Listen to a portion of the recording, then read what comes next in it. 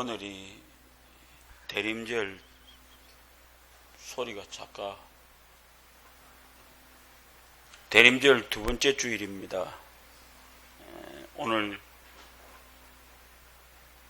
처음 시작을 어떤 얘기를 가지고 처음 시작하려고 합니다. 어느 노사의 협상이 빡빡하게 서로 이루어지고 있는 자리였습니다. 서로 밀고 당기고 하는 노사 간의 협상을 하고 있었습니다. 노조 측은 20%의 임금 인상을 요구했고, 회사 측에서는 경영 사정상 받아들일 수 없다라고 얘기를 했습니다. 서로 양보할 수가 없었어요. 결국 교섭이 결렬되는 그런 시간에 이르렀습니다.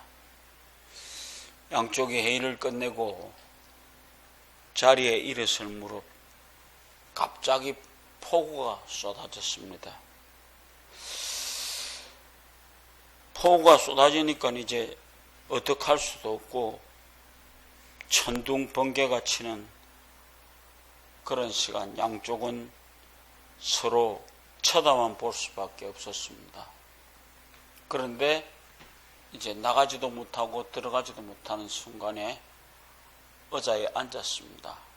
근데 그 순간 갑자기 공장 회의실 지붕이 틈새가 생기면서 비가 새기 시작했습니다.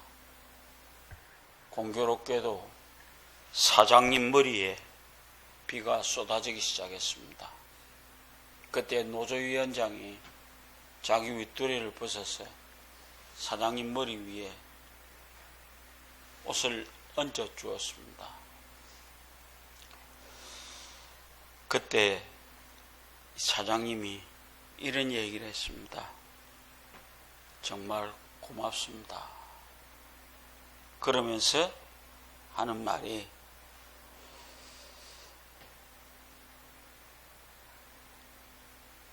가져오십시오. 도장 찍읍시다. 라고 하는 얘기를 했습니다. 그랬더니 노조위원장이 그런 얘기를 합니다. 아니, 사장님 좀 생각하십시오.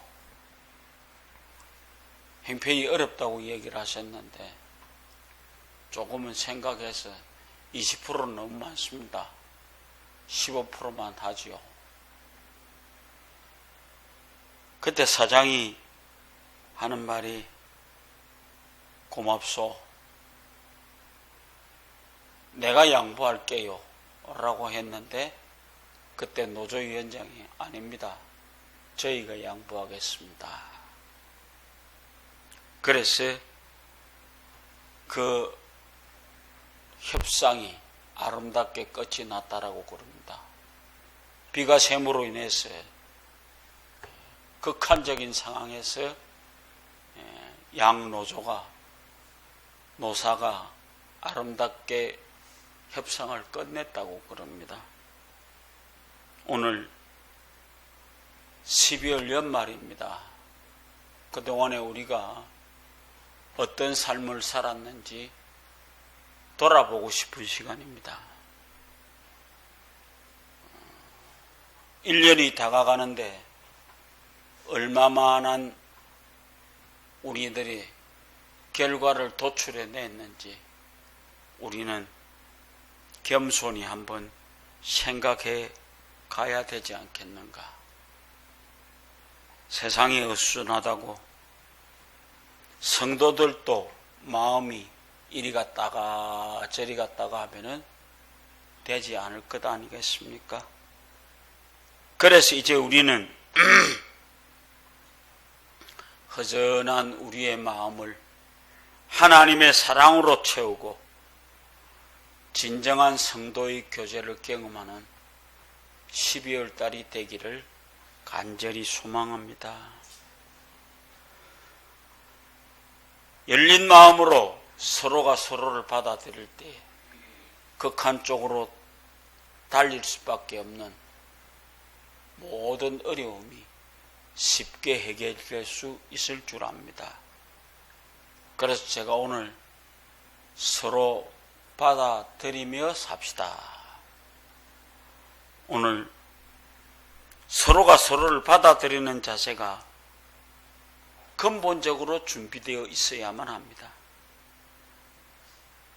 서로를 받아들이는 이 자세가 건강한 교회를 만듭니다. 제가 이 교회를 개척하면서 제일 먼저 외쳤던 얘기가 우리 교회는 어떠한 사람도 빈부의 격차와 관계없이 이 교회에 들어와서 예배를 드리고 갈 수 있도록 내가 최선을 다해서 교회의 문지방을 낮추겠다. 그래서 역전의 지게꾼도 우리 교회에 와서 마음껏 예배를 드릴 수 있기를 원한다. 처음엔 참 잘 됐습니다. 특히 우리 돌아가신 김양빈 집사가 우리 교회에 있을 때 그때 고속버스 터미널에서 신문을 팔았는데 온갖 사람들이 다 모이는 곳입니다. 근데 특히 정신 이상자들이 많았습니다. 근데 이 집사님은 무조건 대보다가 교회당에 앉혀놓기만 하고 자기는 일하러 갑니다. 그러면 나머지 책임은 누가 져야 됩니까?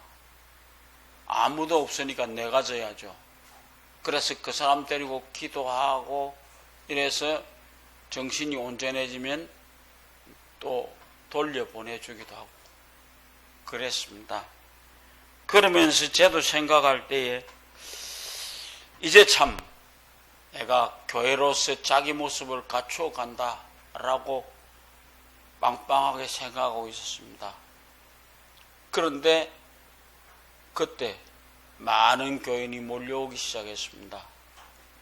엄청난 숫자가 들어찼습니다. 그때 제가 그랬습니다. 지금 바로 상용예가 앞에 있는 2층 지금 빵집 2층입니다. 거기에다가 교회를 개척했을 때에 아무리 생각해도 교회는 사람이 많이 차서 모자랍니다. 그래서 하루는 그랬습니다. 집사님들 우리 장소도 모자라는데 교인만 무조건 받는다고 되겠습니까? 라고 하는 얘기를 했는데 전혀 안 움직이는 거예요.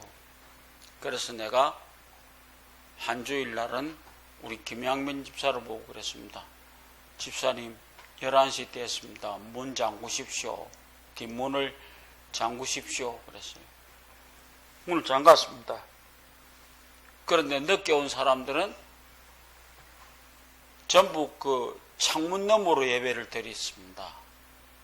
그러니까 집사님들이 모여서 그러대요. 목사님, 장소가 좁아서 안 되겠으니까 너른 데로 갑시다. 가자고. 당신 애들이 책임지라고. 이때까지는 내 돈 내서 집 얻었고 여태까지 왔으니까 이제 내려가는 거는 돈 더 들어가는 거는 집사님들이 책임지시오. 그렇게 해서 내려가서 수야집 2층 너른 장소로 갔습니다. 거기 간 지 얼마 안 돼서 지금 팔고 왔던 그 예배당 틀을 샀습니다. 참 기뻤습니다. 천지를 모르고 뛰었습니다. 그때 있던 우리 이추자 권사님, 그때 일하던 우리 젊은 청춘들, 조기석 장로, 박성재 장로 다 힘껏 뛰었습니다. 그래서 예배당을 건설했습니다. 그래놓고 몇 번 예배당 짓고 결국 이제 팔고 여기 왔습니다.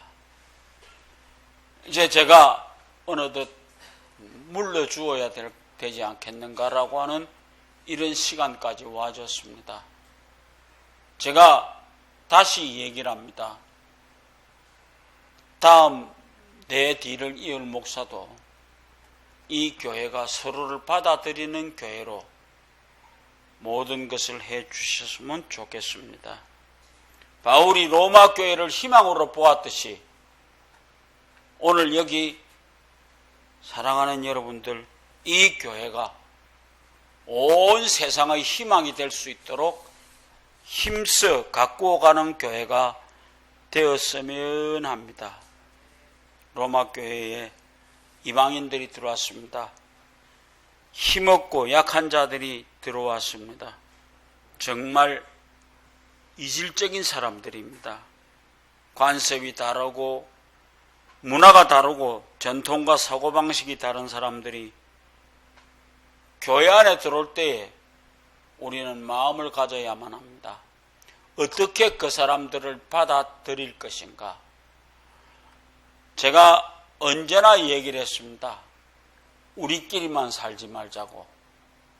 우리끼리만 모여 앉아서 움직여가면서 다른 사람이 오면 왔는가 보다라고 하는 힐끔 쳐다보는 그런 자세를 갖지 말고 그 사람들도 자리 내주어서 여기 들어앉을 수 있도록 자리를 마련해 주자라고 하는 얘기를 했습니다.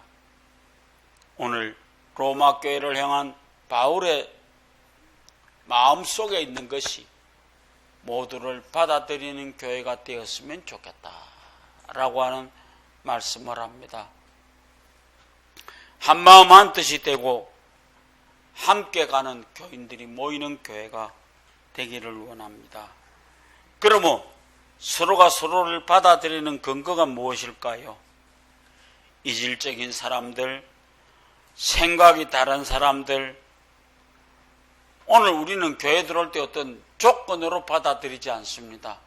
아무나 다 와야만 합니다. 한 마음과 한 입으로 하나님 곧 우리 주 예수 그리스도의 아버지께 영광을 돌리게 하노라. 이 말씀 기억하십시오. 우리 모두가 서로를 받아들이는 근거는 딴 거 아닙니다. 오늘 여기 읽은 말씀 본문 6절 7절에 한 마음과 한 입으로 하나님 곧 우리 주 예수 그리스도의 아버지께 영광을 돌리게 하려 하노라. 여기는요, 교회는 계급사회가 아닙니다. 모두가 수평하게 살아가는 곳이 교회입니다. 그래서 성도다라고 하는 이름으로 교회가 이루어져 가는 것입니다. 오늘 우리 한번 생각해 보십시오. 제일 먼저 우리에게 있어야 될 것은 딴 것 아닙니까? 회개하는 마음으로 이 교회에 들어오는 사람은 누구나 다 받아들여야 되는 것입니다. 한번 생각해 보시죠.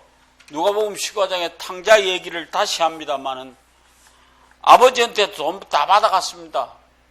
그리고 가서 닦아 썼습니다. 그리고 완전히 빈털털이 돼서 아버지 앞에 돌아옵니다. 지도 배력도 낯짝이 있다고 나는 이제 내가 아버지의 아들이라고 하는 칭함을 받았기를 할 수가 없겠습니다. 그런데 아버지는 그 아들을 완벽하게 아들로 받아주었습니다.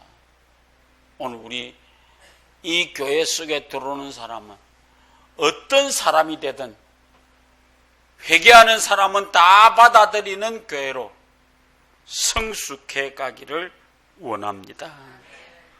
두 번째로 서로 받아서 이웃의 연약함을 감당할 각오를 가지십시오. 1절 2절에 우리 강한 자가 마땅히 연약한 자의 약점을 담당하고 자기를 기쁘게 하지 아니할 것이라. 약점을 감당할 수 있는 사람들 되십시오. 이 교회에 어떤 사람이 들어오든 그들의 약점까지 내가 책임질 수 있는 사람들로 마음을 다지시기를 원합니다.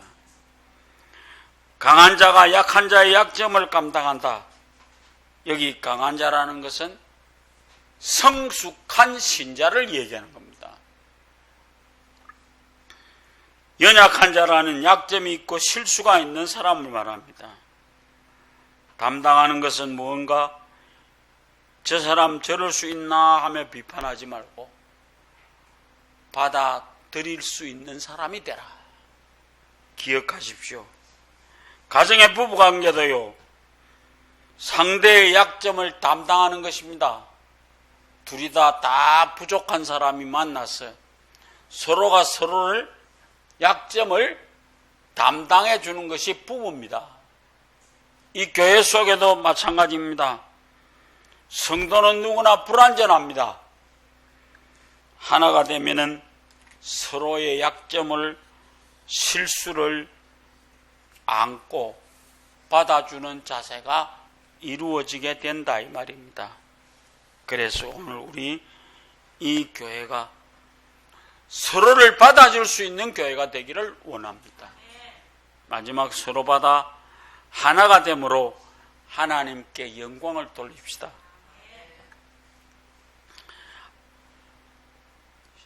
5절과 6절에 이제 인내와 안위의 하나님이 너희로 그리스도 예수를 본받아 서로 뜻이 같게 하여 주사 한마음 한 입으로 하나님 곧 우리 주 예수 그리스도의 아버지께 영광을 돌리게 하노라. 서로 합쳐서 하나님께 영광을 돌리게 하시기를 원합니다.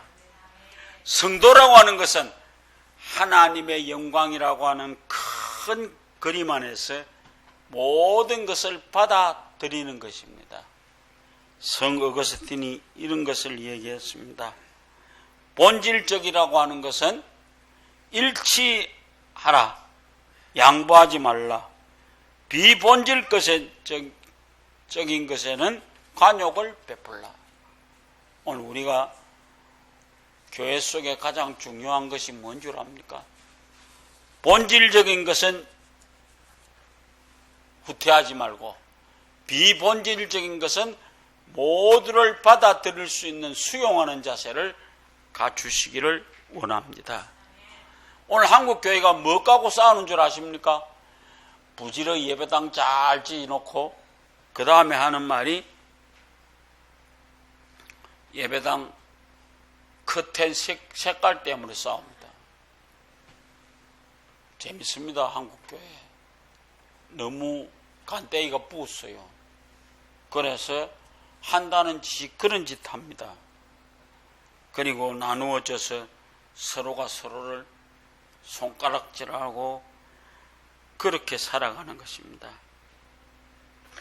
엘리자베스 1세가 남아프리카 연방의 통일을 위해서 중요한 부족 추장들을 초대했습니다. 만찬을 베풀었습니다. 사전에 오리엔테이션도 다 시켰습니다. 칼, 나이프와 포크를 쓰는 방법도 추장들에게 가르쳤습니다. 그런데 그 사람들이 그것 갖고 묵습니까? 손가락으로 묵기 시작하는 겁니다. 그러니까 엘리자베스 1세가 보고 있다가 야, 포크 써라 그렇게 해갖고는 상황이 완전히 뒤집힐 것 같으니까 엘리자베스 1세가 자기도 손으로 모든 걸 먹기 시작했습니다. 그러다 보니까 그 추장들하고 엘리자베스 1세하고 함께 합쳐진 겁니다. 그렇게 하면서 그 아프리카 연맹과 영국이 통해질 수 있었다라고 합니다. 우리 어렵게 생각하지 마십시오. 우리도 손가락으로 밥을 먹읍시다. 처음 들어온 사람이 우리 교회법에 모르는 것이 많을 겁니다. 그럴 때일수록 우리가 비본질적인 것에는 함께 나누어 갈 수 있는 관계를 가지셔서 우리 서로 받아들입시다. 그리고 함께 삽시다. 여러분들이 이런 아름다운 관계를 이루어가는 사랑하는 여러분들 되어지시기를 주의 이름으로 부탁을 드립니다.